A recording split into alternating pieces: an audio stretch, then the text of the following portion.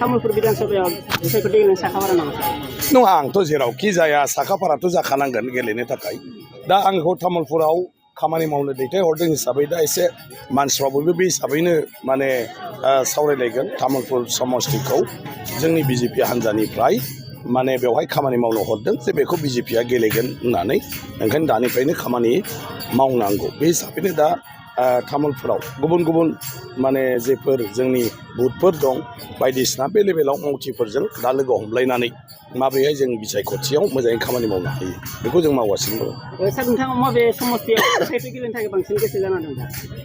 आंथ' गरेस्वरखौ बुंदोंमोन न'नि समस्तियामोन आंहा नाथाय दा पार्टि एलायन्स बिपिएफ बिजेपि आरो दा इउपिपिएलबो दं दा रानलायलायनानै बबे गोलैयो आरो दा तामुलपुरखौ बिजेपिया गेलेगोन होनदों दा बिजेपिया गेलेयोब्ला अब्ला बे फाइनालाव बेवहायसो सफैगोन दे माने मा होनो बबाव गेलेनो मोनगोन।